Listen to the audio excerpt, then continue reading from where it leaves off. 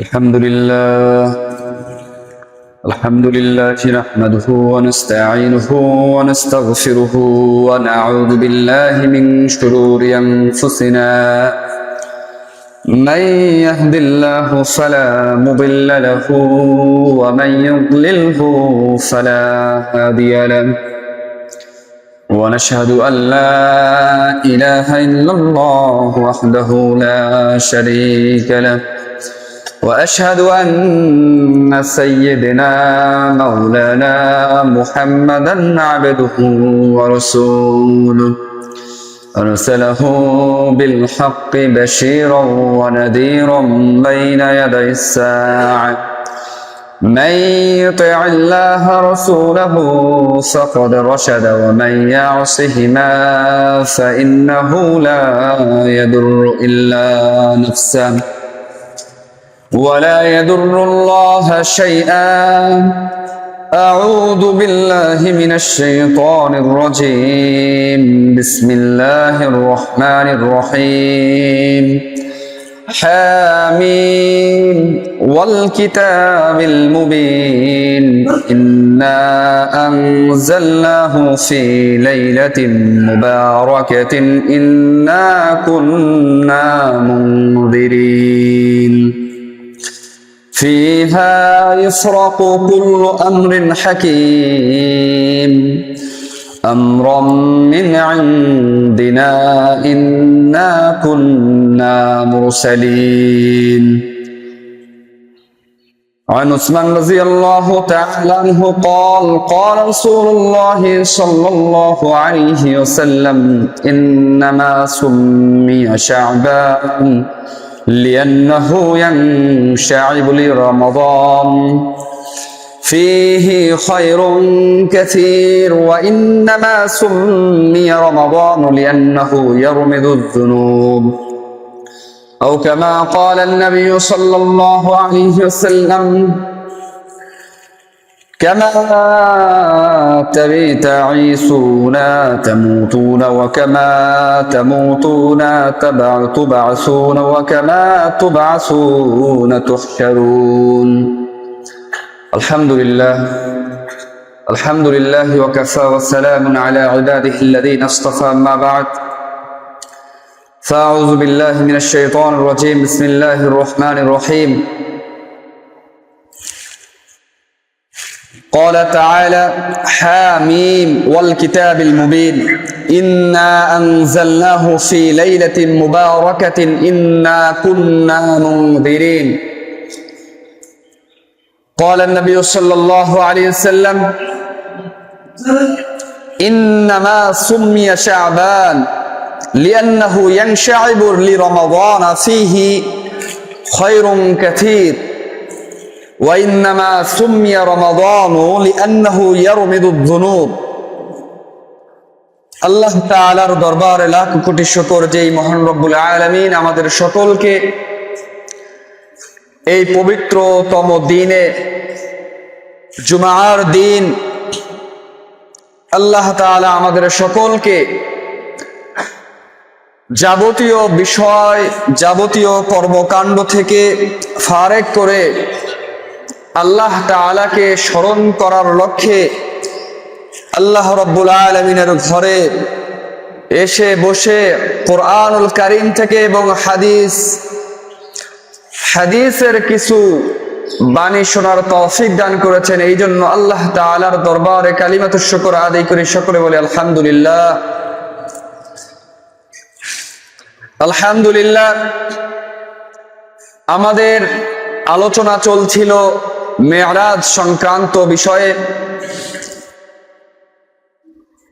আল্লাহ রাব্বুল আলামিন রাসূলুল্লাহ সাল্লাল্লাহু আলাইহি সাল্লামকে সান্ত্বনা দেওয়ার লক্ষ্যে তার সান্নিধ্যে ডাকলেন। ডাকার পর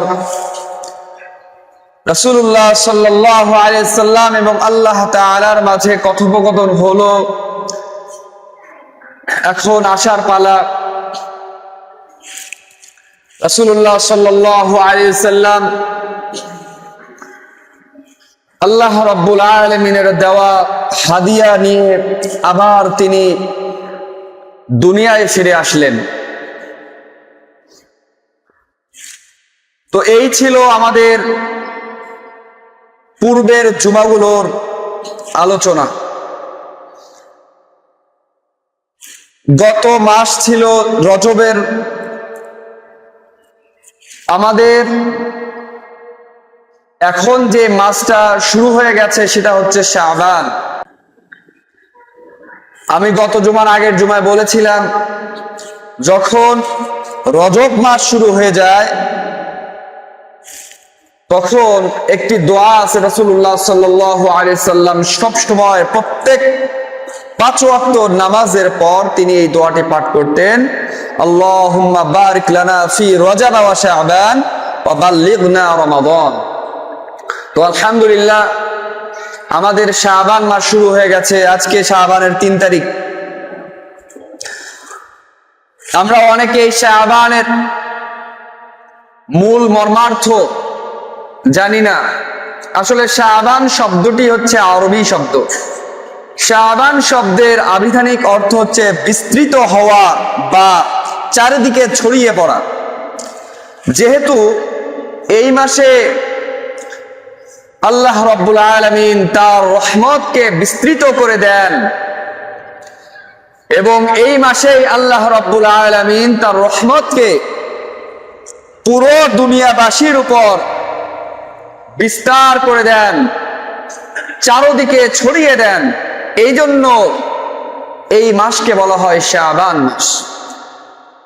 রাসূলুল্লাহ সাল্লাল্লাহু আলাইহি সাল্লাম তার হাদিসের মধ্যে বলেন, ইন্নামা সুম্মিয়া শাবান, শাবানকে এই জন্য নামকরণ করা হয়েছে লিআন্নাহু ইয়ানশাইবু লিরমাদানা ফীহি খায়রুন কাসীর, কেননা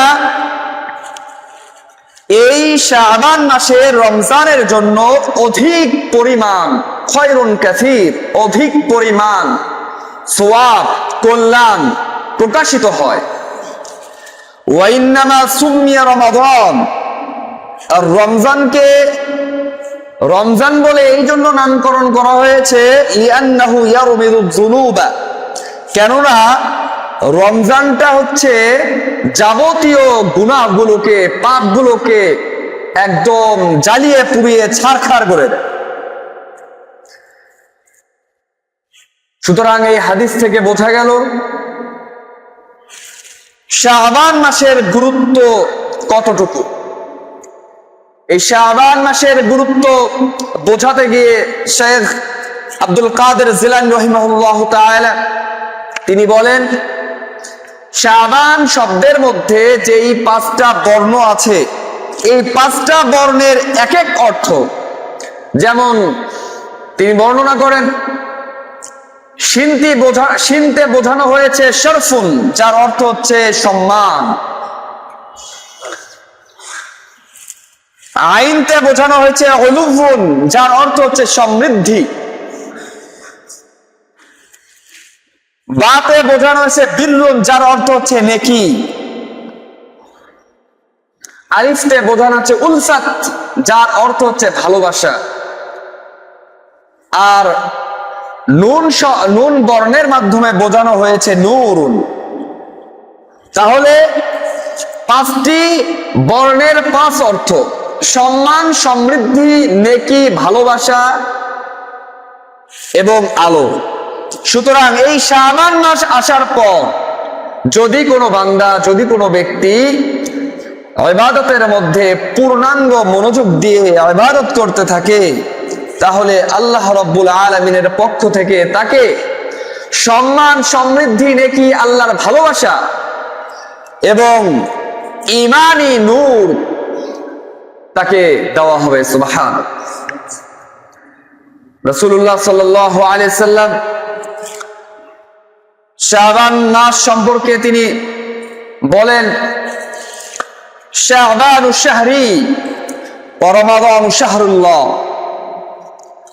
শাবান মাসটা হচ্ছে কেবল আমার মাস, আর রমজান মাস হচ্ছে আল্লাহর মাস। এই হাদিসের দ্বারা কি বোঝানো হয়েছে?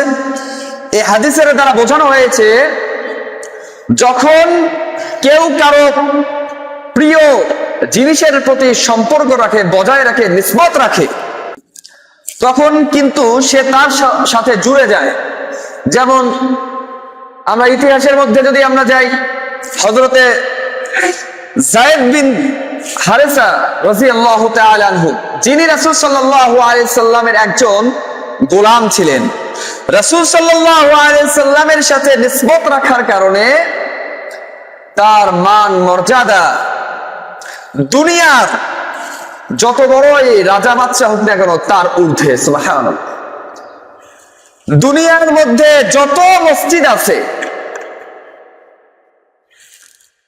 দুনিয়ার মধ্যে যত মসজিদ আছে, মসজিদগুলোর মধ্য থেকে যখন রাসূল সাল্লাল্লাহু আলাইহি সাল্লামের মসজিদে নববী, রাসূল সাল্লাল্লাহু আলাইহি সাল্লামের নির্মিত মসজিদ রাসূলের সঙ্গে নিসবত হয়ে গিয়েছে, তখন সমস্ত মসজিদগুলোর মধ্য থেকে মসজিদে নববীর ফজিলত অধিকতর বেশি হয়ে গেছে। সুবহানাল্লাহ। ঠিক তেমনি ভাবে রজব মাসের ফজিলত এমন, যেমন কোরআনের ফজিলত সমস্ত কালামের উপর, শাবান মাসের ফজিলত এমন, যেমন ফজিলত রাসূল বলেন যেমন ফজিলত আমার সমস্ত নবী একরামদের উপর, ঠিক তেমনি ভাবে রমজানের ফজিলত এমন, যেমন ফজিলত আল্লাহর সমস্ত মাখলুকের উপর। শাবান মাস হচ্ছে অত্যন্ত গুরুত্বপূর্ণ একটি মাস, যেই মাসে রাসূল সাল্লাল্লাহু আলাইহি সাল্লাম এত পরিমাণ ইবাদতের প্রতি মনোযোগ দিয়েছিলেন যে তার সহধর্মী হযরতে আয়েশা সিদ্দিকা রাদিয়াল্লাহু তাআলা আনহা রাসূল সাল্লাল্লাহু আলাইহি সাল্লামকে জিজ্ঞাসা করেন, ইয়া রাসূলুল্লাহ সাল্লাল্লাহু আলাইহি সাল্লাম, আপনি শাবান মাস আসলেই এত বেশি পরিমাণ কেন রোজা রাখেন? রাসূল সাল্লাল্লাহু আলাইহি সাল্লাম তার জবাবে বলেছিলেন, এই শাবান মাস হচ্ছে এমন একটি মাস যেই মাসে সমস্ত বান্দার, সমস্ত মাখলুকের এই বছর কতজন ইন্তেকাল করবে, মালাকুল মউতের আজরাইল আলাইহিস সালাতু ওয়াস সালামের নিকট তালিকা দেওয়া হয়। সুতরাং আমার মৃত্যুর ডাকটা যেন এমন সময় হোক যে সময় আমি রোজাদার অবস্থায় আছি। সুবহানাল্লাহ। রাসূল সাল্লাল্লাহু আলাইহি সাল্লাম বলেন, কামা তাঈশুনা তামুতুনা, যেমন করে তুমি জীবন যাপন করবে ঠিক তেমনি ভাবেই তোমার ইন্তেকাল হবে। ওয়া কামা তামুতুনা তুবআসুনা, যেমন করে তুমি ইন্তেকাল করবে তোমাকে পুনরায় ওইভাবেই উঠানো হবে। ওয়া কামা তুবআসুনা তুহশারুনা, আর যেমন করে তোমাকে কবর থেকে উঠানো হবে ঠিক তেমনি তোমাকে তোমার ওইভাবেই তোমার হাসর হয়ে যাবে। সুবহানাল্লাহ। সুতরাং শাবান মাসটা হচ্ছে অত্যন্ত গুরুত্বপূর্ণ একটি মাস, যেই মাস সম্পর্কে রাসূল সাল্লাল্লাহু আলাইহি সাল্লাম নিজেই নিজের প্রতি নিসবত রেখে বলেছেন, শাবানু শাহরি ওয়া রমাযানু শাহরুল্লাহ, শাবান মাসটা হচ্ছে আমার, আর রমজান মাস কেবল আল্লাহর মাস। এই জন্য শাবান মাস আসলেই আমরা বিভিন্নখানে দেখি যত রকমের বেদাতি কাজ, যেমন হালুয়া রুটি খাওয়া একটা কমন একটা বিষয়, এটা একটা বেদাতমূলক কাজ যা ইসলামের মধ্যে কোথাও কোনো হাদিসের মধ্যেও নেই, কোনো কোরআনের মধ্যেও নেই। হাযা বিদআতুন, হাযা হারাম, এটা একটা হারাম এবং বেদাতমূলক কাজ। যদি কেউ এই হারাম প্রথা, বেদাত প্রথা কেউ জারি করে, তাহলে তার প্রতিটা পদক্ষেপে আল্লাহ রাব্বুল আলামিন কবিরা গুনাহ লিখে দেন। নাউযু বিল্লাহ। আল্লাহ রাব্বুল আলামিন আমাদের যাবতীয় বিদআতমূলক কাজগুলো থেকে বিরত রাখার তৌফিক দান। আমাদের মনে রাখতে হবে, আমাদের জিন্দেগি থেকে, জীবন থেকে যখন একটা মিনিট চলে যায়, তখন মনে রাখতে হবে একটা ঘন্টা চলে গেল। একটা ঘন্টা চলে যাওয়া মানে একটা দিন চলে যাওয়া, এইরকম ধারণা রাখতে হবে। আব্দুল কাদের জিলানী রাহিমাহুল্লাহ তাআলা তিনি বলেন, ফের পछताए क्या होता है जब चिड़िया चुप जाए खेत में। এই কথাটির অর্থ কি? জমির মধ্যে যখন আপনার পোকামাকড় পাখি আপনার ফসল খেয়ে ফেলে, তখন আর আফসোস করে কি লাভ? সুতরাং এই কথার দ্বারা বোঝা গেল আপনার জিন্দেগি তো ঠিকভাবে চলছে, কিন্তু আপনি আপনার সময়কে সঠিক কাজে ব্যয় করছেন না। সুতরাং সঠিক কাজে যদি আপনি ব্যয় না করেন, আর যত রকমের দুনিয়াবি শয়তানি ওয়াসওয়াসামূলক কাজের ক্ষেত্রে যদি আপনার জীবনকে পরিচালনা করেন, তাহলে ওই পাখিগুলোর মতোই হবে। যেরকম ভাবে পাখিগুলো আপনার পোকামাকড়গুলো জমিতে গিয়ে যাবতীয় ফসল খেয়ে ফেলে, আর মালিক এসে আফসোস করে বলে, হায় আফসোস, আমার ফসলগুলো খেয়ে ফেলে। সুতরাং জিন্দেগির একটা মিনিটের কোনো ধর্তব্য নেই। জীবন যে কোনো মুহূর্তে, যে কোনো সময় আমাদের চলে যেতে পারে। এই জন্য রাসূল সাল্লাল্লাহু আলাইহি সাল্লাম হাদিসের মধ্যে বলেন, ইগতানিম খামসান ক্বাবলা খামসিন, তোমরা সকলে 5টা জিনিসকে 5টা বিষয়ের পূর্বে গনিমত মনে করো। 1 নাম্বার, শাবাবাকা ক্বাবলা হারামিকা, বার্ধক্যে যাওয়ার পূর্বে তুমি তোমার যৌবনকে অতি গুরুত্বপূর্ণ গনিমতের সম্পদ মনে করো। ওয়াসিহহাতাকা ক্বাবলা সুকমিকা, এবং তোমার সুস্থতাকে, অসুস্থে যাওয়ার পূর্বে এই সুস্থতাকে নিয়ামত মনে করো। ওয়া গিনাকা ক্বাবলা ফাকরিকা, আল্লাহ রাব্বুল আলামিন আপনাকে এত এত নিয়ামত দান করেছেন, সম্পদ দান করেছেন, আপনি সঠিক কাজে ব্যয় করেন না, সঠিক সময়ে ব্যয় করেন না। এই জন্য রাসূল সাল্লাল্লাহু আলাইহি সাল্লাম বলেন, দরিদ্র হয়ে যাওয়ার পূর্বেই তুমি তোমার সম্পদের নিয়ামতের শুকরিয়া আদায় করো। ওয়া ফারাগাকা ক্বাবলা শুগলিকা,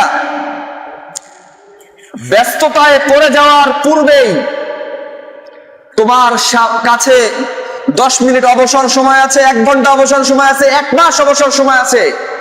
সুতরাং এই 1 মাস সময়টাকে তুমি কাজে লাগাও। ওয়া হায়াতাকা ক্বাবলা মাউতিকা, মৃত্যুর পূর্বে তুমি তোমার জীবনকে সম্পূর্ণ আল্লাহ রাব্বুল আলামিনের দেওয়া নিয়ামত মনে করো। যখন তুমি এইরকম নিয়ামতের শুকর আদায় করবে, তখন আল্লাহ রাব্বুল আলামিন আপনার এবং আমার আমলনামায় আল্লাহ রাব্বুল আলামিন পূর্ণাঙ্গ বরকত দান করবেন। সুবহানাল্লাহ। আর যখন আমরা নিয়ামতের শুকরিয়া তো দূরের কথা, সঠিক সময়ে নামাজ আদায় করা তো দূরের কথা, কানের ভেতরে আপনার মসজিদে মুয়াজ্জিনের আজান চলে যায়, তারপরেও আমরা 4 দোকান ছাড়ি না। আমরা মনে করি 4 দোকান একটা মিনি সংসদ ভবন, অথচ আমাদের কানে মুয়াজ্জিনের আজান চলে যায়। আজান চলে যাওয়ার পরেও আমাদের এতটুকু বিবেক লড়ে ওঠে না, যেই আল্লাহ তাআলা আমাকে এত এত কিছু দিয়ে পাঠাইছেন, এত এত নিয়ামত দিয়েছেন, আমরা কেন আল্লাহ রাব্বুল আলামিনের নিয়ামতের শুকর আদায় করি না? এত এত আলোচনা হয় মসজিদে, তারপরেও আমাদের বিবেক একটু হলেও জাগ্রত হয় না। আল্লাহ রাব্বুল আলামিন শুধুমাত্র বান্দার পরিস্থিতি বোঝেন। আল্লাহ রাব্বুল আলামিন বান্দাকে শুধুমাত্র দেখেন, যা বান্দা আমি তোমাকে ছেড়ে দিয়েছি, কিন্তু রশি তো আমার কাছে। তুমি যে কোথাও যাবে, তোমার প্রত্যেকটা পদক্ষেপে আমি আল্লাহ রাব্বুল আলামিন সাক্ষ্য হিসেবে থাকব। তুমি যে কোথাও যাও না কেন, তুমি যে কোনো সিক্রেট জায়গাতে যাও না কেন, গোপনীয় স্থানে যাও না কেন, আমি আল্লাহ তাআলার নির্ধারিত ফেরেশতাগণ সেখানেই উপস্থিত। সুতরাং আমার থেকে পালানোর কোনো সুযোগ নেই। এই জন্য আল্লাহ রাব্বুল আলামিনের নিয়ামতের শুকরিয়া জ্ঞাপন করে, আল্লাহ রাব্বুল আলামিনের নিয়ামতের প্রত্যেকটা বিষয়ের শুকর আদায় করে আমাদের উচিত আমরাও রাসূল সাল্লাল্লাহু আলাইহি ওয়াসাল্লাম যেমন শুকরগুজার বান্দা হওয়ার জন্য আল্লাহ রাব্বুল আলামিনের কাছে প্রত্যেক সময় দোয়া করে বলতেন, আল্লাহ তুমি আমাকে তোমার শুকরগুজার বান্দা বানাও। আল্লাহ তাআলা আমাদের সকলকে উক্ত বিষয়ের উপর আমল করার তৌফিক দান করুক এবং শুকরগুজার বান্দা হওয়ার তৌফিক দান করুক। ওমা তাওফীকি ইল্লা বিল্লাহ। আসসালামু আলাইকুম ওয়া রাহমাতুল্লাহ। যারা সুন্নাত পড়েন না, আমরা সুন্নাত পড়েন।